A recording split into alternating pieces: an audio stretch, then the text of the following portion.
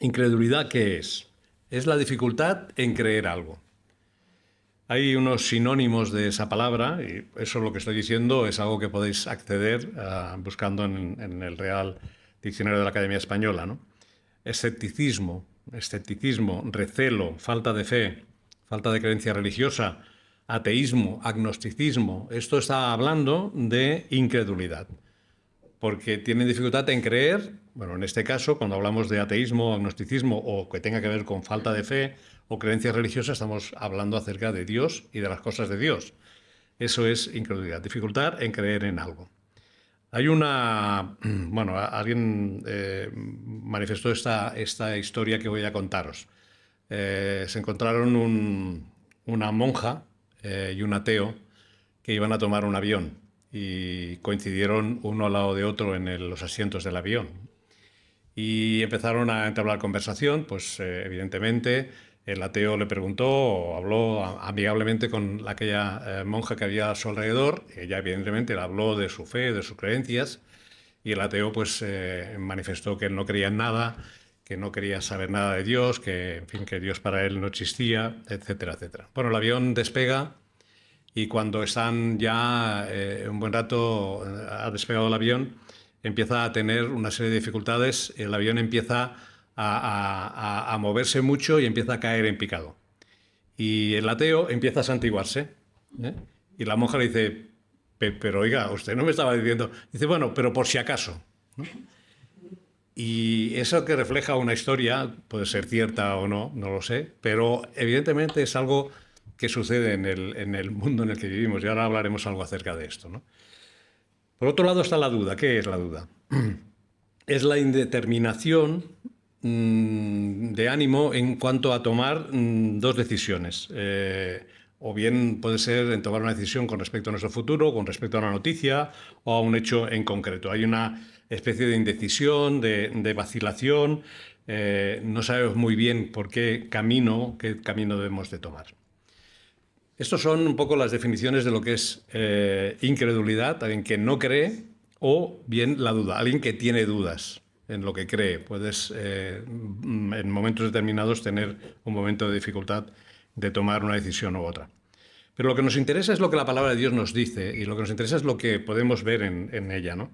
Pero hoy vamos a analizar dos textos que se encuentran en los Evangelios. No se trata de la misma escena, son dos escenas diferentes, pero sí se trata de los mismos protagonistas, que eran los discípulos. El primer texto que os animo a que busquéis y leer es cortito, es Marcos capítulo 16, versículo 14. Marcos capítulo 16, versículo 14.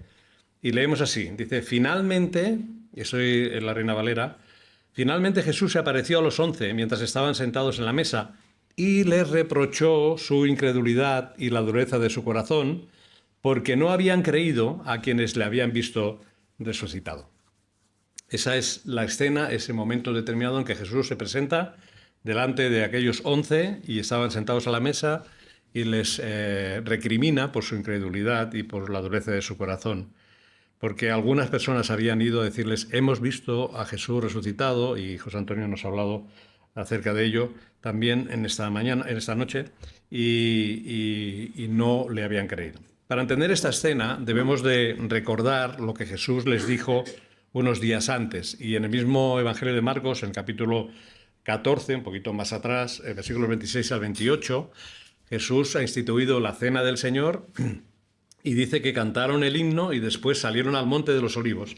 Y entonces Jesús les dijo, todos os apartaréis de mí esta noche, pues esto dicen las Escrituras, heriré al pastor y las ovejas serán dispersadas. Ese es un texto que aparece en Zacarías 13, 7. Heriré al pastor y las ovejas serán dispersadas. Pero después que haya resucitado, iré delante de vosotros a Galilea. Acordaos de esta idea, ¿no? ¿Dónde iba a ir Jesús antes de ellos? A Galilea. Por tanto, el encuentro con sus discípulos, después de su resurrección, Jesús programó y les comentó y les dijo que fuesen a Galilea, que se encontrarían con él en Galilea, no en Jerusalén, donde había sido recientemente crucificado, donde iba a ser, crucificado y posteriormente enterrado y resucitado. Entonces, ¿qué pasó? ¿Qué sucedió en esta escena? Porque cuando Jesús se presenta a aquellos que estaban reunidos, aquellos discípulos que estaban reunidos en Jerusalén.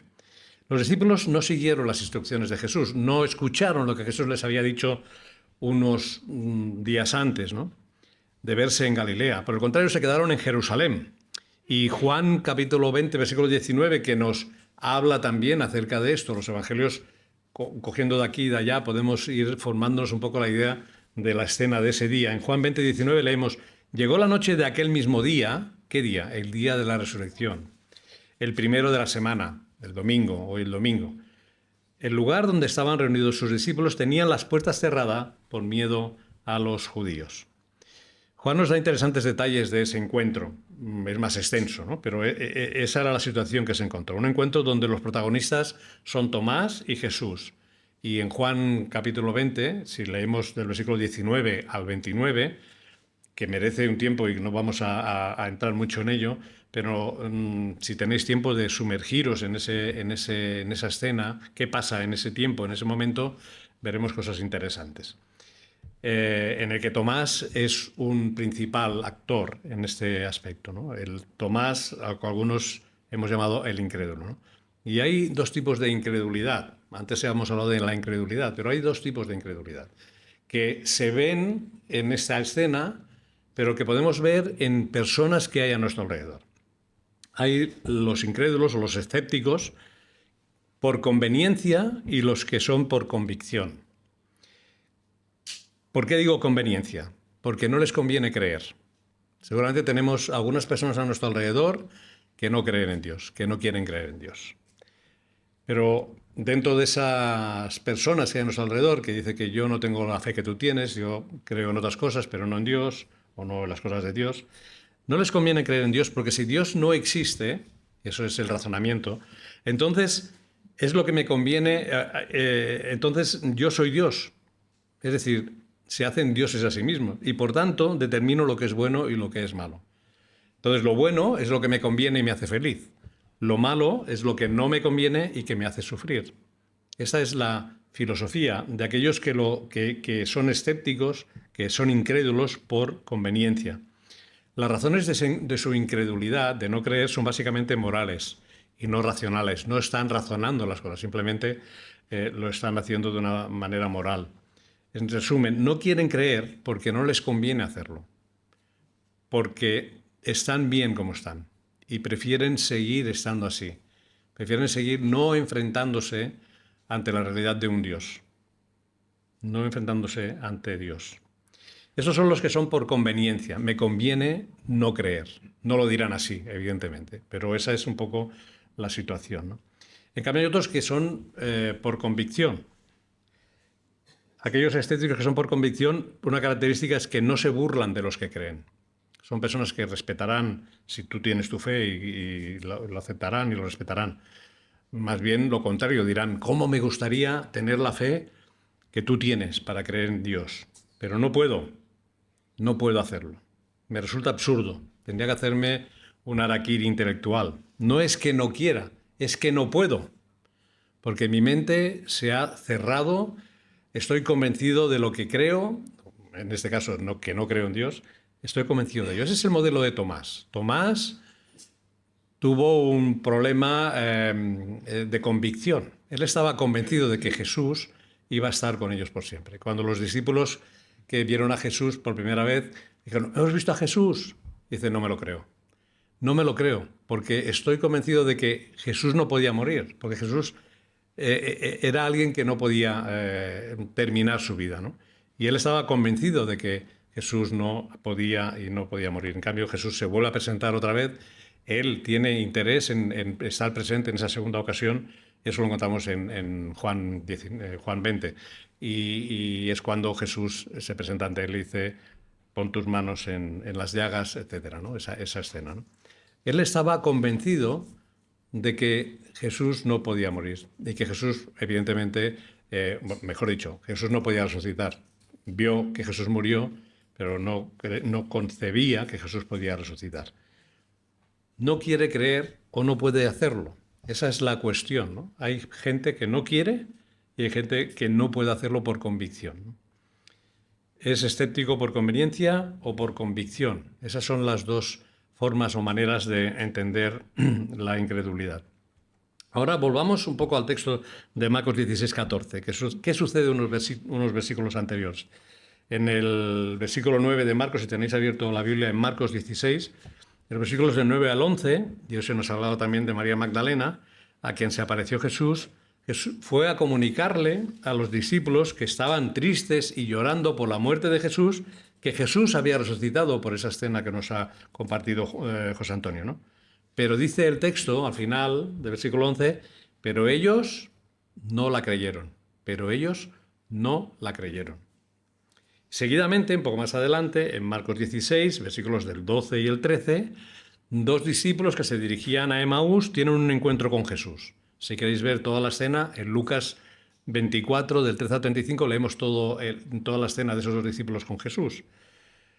Les anuncian a los demás discípulos que Jesús había resucitado. Es decir, después de tener ese encuentro con Jesús, vuelven a los discípulos y dicen, Jesús ha resucitado.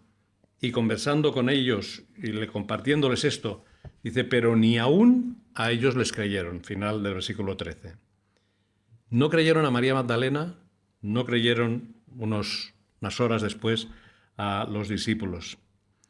Jesús les estaba esperando, ¿os acordáis? Les estaba esperando en Galilea. Voy delante de vosotros, nos vemos en Galilea. Y en cambio, en esta ocasión se presenta en Jerusalén, en el lugar donde estaban por miedo. ¿Os acordáis? Estaban encerrados por miedo a los judíos. ¿Qué nos va a pasar? Ha muerto el líder que seguíamos y ¿qué nos va a pasar? ¿No? Y estaban encerrados allí por miedo. Recordamos pues Marcos 16:14 que leíamos. Finalmente Jesús se apareció a los 11 mientras estaban sentados a la mesa, les reprochó su incredulidad y la dureza de su corazón, porque no habían creído a quienes le habían visto resucitado, María Magdalena y Emaús. Jesús envió a María Magdalena y a Jesús para decirles, Jesús ha resucitado. Y en cambio, ellos no le creyeron. Dice que estaban sentados a la mesa. No se estaban preparando para ir a Galilea. No se estaban preparando para ir al encuentro con Jesús tal como Jesús les había dicho, nos vemos en Galilea. Y Jesús les reprocha su incredulidad. No creyeron. Y la dureza de su corazón. La incredulidad produce dureza en el corazón. Jesús confronta su incredulidad porque sabe que es fruto de la dureza de su corazón, de no estar receptivos a lo que aquellos discípulos, María Magdalena y los dos discípulos, les dijeron con respecto a la resurrección de Jesús. No habían creído a las palabras de Jesús, ni a las palabras de María Magdalena, ni a los discípulos de Emaús. Queda bastante claro que ninguno de los discípulos en ese momento creía que Jesús cumpliría lo que había anunciado de sí mismo, que al tercer día se levantaría de entre los muertos. No creyeron eso. Ahora, si eres una persona a la que le resulta, a quien no le resulta fácil creer y confiar en Dios, es bueno que recuerdes que en la primera comunidad que se reunió alrededor de Jesús tampoco les fue fácil ni sencillo tener fe. Y eso no es un consuelo para nosotros, pero sí es una paz de decir, bueno, yo también puedo tener dificultades, puedo tener problemas de fe, pero eso no me pasa a mí solo, también pasó a aquellos discípulos que estaban con Jesús, o que estuvieron con Jesús, ¿no? Ahora, el segundo texto que quiero compartir con vosotros lo encontramos en Mateo 28, versículos 16 y 17. Mateo 28, 16 y 17, y leemos así. Los 11 discípulos fueron a Galilea, al monte donde Jesús les había ordenado. Hombre, parece que al final reaccionaron, ¿no? No explica cómo ni qué forma, pero parece que al final tomaron la decisión o el camino de ir a ver a Jesús en Galilea. Y dice que cuando lo vieron, le adoraron, aunque algunos dudaban. Y aquí podemos observar tres realidades en las que vivimos nuestra condición de discípulo. Tres aspectos que me gustaría dejar con vosotros. La obediencia, en primer lugar, la obediencia. Los discípulos van a Galilea en respuesta a una orden de Jesús. Les costó, sabéis que estaban en Jerusalén, pero al final toman el camino de ir a Galilea. La obediencia de los discípulos no fue inmediata, no fue instantánea, no fue perfecta, pero ¿y nosotros? ¿Obedecemos a Dios de forma inmediata, instantánea, perfecta? ¿No es también nuestra realidad? no nos cuesta obedecer los mandatos, las instrucciones que de Dios recibimos, o simplemente no las escuchamos. Pero ¿dónde vamos a probar que somos auténticos discípulos de Jesús, entonces? En que tarde o temprano nos pondremos en camino a Galilea. Tardaremos un poco más o un poco menos. Nos pondremos en el camino de la obediencia, obedeciendo el mandato del Señor. Algunos llegamos a este punto con obediencias pendientes. Seguimos, por así decirlo, sentados a la mesa, sacando cuentas de lo que ganamos o perdemos si obedecemos o no. Pero es bueno saber que el Señor nos sigue esperando, que el Señor continúa creyendo que en algún momento, que en un momento determinado de nuestra vida vamos a obedecerle. Que nuestra oración sea: Señor, perdóname.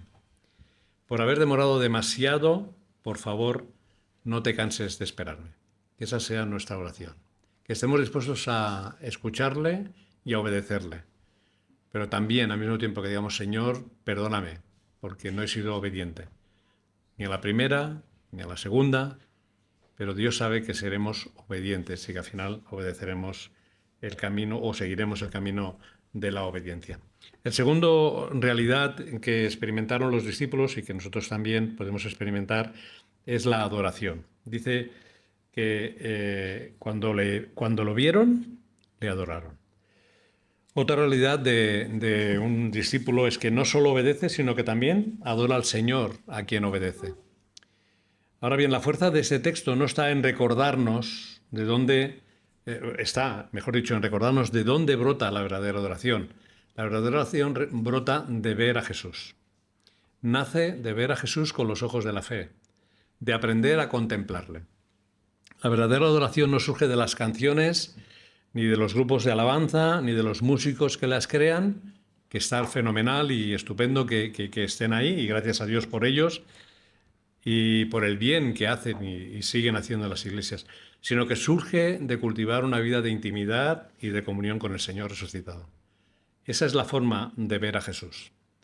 Y en ese ver a Jesús tal como Él es, ese de ver a Jesús interviniendo en nuestras vidas, ese de ver a Jesús, como hemos recordado ahora, entregando su vida por ti y por mí y resucitando, es lo que nos ayuda, es lo que nos hace ver y contemplar a Jesús de una forma clara y perfecta. Es lo que nos hace alabar a Dios. Es lo que nos hace integrarnos en esa adoración a Dios, en reconocer que Él es nuestro Dios. Y el tercer aspecto o característica o realidad que vivimos es la duda. La duda. La duda. Dice el texto que aunque algunos dudaban. Y la pregunta o mi pregunta para vosotros y para mí hoy ¿es bueno o malo que un cristiano dude? ¿Es bueno o malo que un cristiano tenga momentos de duda? Para contestar a esta pregunta quizá debiéramos de hacer otra, ¿no? ¿De qué dudaban? Porque en ese momento algunos, dice, después de que le adoraron, dudaban. Los discípulos no dudaban de la resurrección de Jesús. No dudaban de por qué del Jesús resucitado, lo habían visto. Habían tenido una experiencia en Jerusalén, al menos por 2 veces. Una no estaba Tomás, en la otra sí estaba Tomás. Vieron a Jesús resucitado. No estaban dudando en que si había o no resucitado y no estaban dudando. Y por tanto fueron a Galilea no por decisión propia, sino porque el Señor les dijo: id y nos vemos allí. Iban porque Jesús había resucitado. Iban a Galilea no a comprobar si Jesús había o no resucitado. Fueron a Galilea porque siguieron el mandato de Jesús y porque evidentemente sabían que Él había resucitado. Algunos detalles que quizá podríamos destacar. Quienes dudaban, quienes estaban dudando en este momento, no eran ateos, no eran agnósticos, eran discípulos que obedecían y que adoraban. ¿Os acordáis lo que hemos leído? Que le obedecieron porque fueron allí y además le adoraron. Aunque algunos dudaban. No todos, pero algunos dudaban. No están dudando de si Jesús ha resucitado o no. El texto no dice que algunos de los 11 adoraron y otros dudaron, sino que algunos, además de adorarle, dudaron. Y esa duda surge del corazón de un adorador, por lo tanto, de un discípulo, de alguien que adora a Dios. Puede y tiene dudas en cierto momento. A diferencia del texto de Marcos que hemos empezado, aquí no reciben una condena o un reproche por parte de Jesús. No les dice, a ver, los que dudáis, poneos a la derecha. Tenéis que ir a estudiar más porque no os habéis enterado de las cosas. No está generándose un reproche diciéndoles, ¿por qué estáis dudando tanto? No les dice nada, simplemente menciona y cita que dudaron. Cualquiera que sea la naturaleza de esa duda, no me descarta como seguidor de Jesús. Por eso digo que los cristianos podemos, y en ocasiones, tenemos dudas. Jesús no se separa de los que le dudaron, de los que tenían dudas, ni de los que le adoraron. La palabra en el griego original para duda se usa cuando uno no está seguro de caminar, de qué camino tomar y vacila entre dos opciones. En cambio, la palabra incredulidad significa falta de fe. Aquí no está hablando de falta de fe, está hablando de dudas, está hablando de qué camino tomar. Por tanto, duda e incredulidad, como decía al principio, no son lo mismo. Ahora, ¿de qué dudaron los discípulos? Porque nos gustaría saber en el texto bíblico qué nos dice en cuanto a la duda de los discípulos. ¿Cuál sería nuestra respuesta? Posiblemente podríamos pensar, bueno, dudaron de si Jesús, bueno, había resucitado, yo creo que no, pero bueno, dudaban de si estaban en el camino correcto, sí o no, no sé. Mateo no da explicaciones de por qué dudaron. Podemos especular, podemos decir, yo creo que he pensado yo. Podemos especular, pero no podemos basar nuestra opinión o no podemos saber por qué no está determinado o escrito en la palabra de Dios el hecho o el origen de esa duda. Seguramente fue intencional que el Señor no quiso que quedase detallada esa duda en aquellos discípulos que dudaron. Ahora, quizá podemos intuir o tratar de entender lo que Mateo quería indicar sobre esa duda. Mateo escribió su evangelio, abro un paréntesis para ver la situación de ese momento. Mateo escribió su evangelio sobre el año 70 después de Cristo. ¿Sabéis qué pasó en el 70 después de Cristo? Que los romanos destruyeron la ciudad de Jerusalén. Las tropas romanas, en respuesta a una rebelión armada, destruyeron la ciudad de Jerusalén, el templo, lo derruyeron, etc. ¿Qué pasaba alrededor de ese año? Cuando el cristianismo se inició, las autoridades religiosas lo veían como una rama del judaísmo. Entre las otras que existían, el cristianismo se consideraba una rama que había surgido del judaísmo. Pero posteriormente el cristianismo se percibió no como una rama más, sino como una amenaza y una negación del judaísmo. Hasta el punto de declarar que todo judío que se convierta al cristianismo dejaba de ser considerado y tratado como judío. Y os cito una historia de aquel tiempo. Detalla que habían padres que invitaban a sus amigos al funeral de su hijo. Cuando las personas llegaban al funeral, para su sorpresa, veían que el ataúd estaba vacío. Y cuando preguntaban al padre al respecto, respondía, sí, mi hijo ha muerto, se ha hecho cristiano, no tengo hijo. Imaginaos lo que eso significaba o representaba en ese tiempo, en ese momento. Por tanto, Mateo escribe a una comunidad de creyentes de trasfondo judío que estaban dudando de si debían seguir siendo cristianos o no. Cuando esto implicaba ser expulsado de su familia, no poder conseguir un empleo, ser tratado como un paria social, ¿no será mejor olvidarme de todo eso del cristianismo y volver a ser un simple judío? Posiblemente era el pensamiento que había en las comunidades cristianas, judeocristianas de aquel momento en que está escribiendo Mateo. Me iba mejor antes de convertirme en un seguidor de Jesús, me iba mejor. Tenía mi familia, tenía mi hogar, estaba considerado socialmente. ¿No será mejor que me olvide de lo que es ser cristiano? Por otro lado, esa generación de judíos cristianos ha visto a grandes héroes de la fe, los apóstoles, morir, varios de ellos como mártires. Es una generación que experimentó una persecución sangrienta de su propia gente, de aquellos que se manifestaban como cristianos. Frente a ellos, las dudas que se planteaban a sí mismos se decían, si nuestros padres espirituales, los apóstoles, estuvieran con nosotros, no dudaríamos porque teníamos fe en ellos, porque les seguíamos. Ellos eran judíos como nosotros y prefirieron morir antes que abandonar su fe. Ese era seguramente el pensamiento, y digo seguramente porque no es que lo esté basando en un texto bíblico, pero posiblemente fuera el entorno en el que Mateo escribió. No podemos decir cuál era la naturaleza de la duda porque no está especificado ni escrito en la palabra de Dios. Tal vez Mateo no lo dijo y Dios no ha permitido que eso fuera o estuviera ahí detallado de forma intencional, para que todas las dudas de los seguidores de Jesús que tenían y que tenemos y que tendrán puedan verse reflejadas ahí. Conceptos y necesidades y problemas que se originan en nuestra mente que nos hacen dudar. Pero quizás sí que podemos entender el corazón de Mateo animando a esas comunidades a las que iban a recibir este evangelio, a decirles: los apóstoles, esas personas que tanto admirabais al inicio de su ministerio, también dudaban, también tuvieron momentos de duda, como tenéis vosotros ahora, como estáis dudando si volver al judaísmo o seguir siendo seguidor de Jesús. Y si ellos, esos apóstoles que fueron mártires, que han muerto, que ya no están entre nosotros, pudieron mantenerse firmes hasta el final, hasta el momento incluso en algunos de ellos de morir por la fe en Jesús, vosotros también podéis. Y posiblemente ese concepto puede hacernos pensar a nosotros también en esa idea importante de que aunque tengamos dudas, somos seguidores de Jesús. Y aún con las dudas somos capaces de adorar a Dios. Somos capaces de decirle: Señor, no entiendo esto. Señor, tengo dudas respecto a aquello. Pero algo tengo cierto, algo estoy seguro, que quiero seguirte, que quiero servirte, que quiero estar contigo. Termino con una conclusión. La incredulidad subordina la obediencia y la adoración. Si eres incrédulo, no eres obediente ni eres adorador. En cambio, la duda del discípulo es la que dice: aunque tengas dudas, no por eso voy a dejar de obedecerte, ni por eso voy a dejar de adorarte. Esa es la diferencia. El que es un incrédulo ni obedece ni adora. Pero el que es un cristiano, que tiene dudas, no deja de adorar ni obedecer a Dios. La duda del discípulo, por tanto, no condiciona su obediencia y adoración.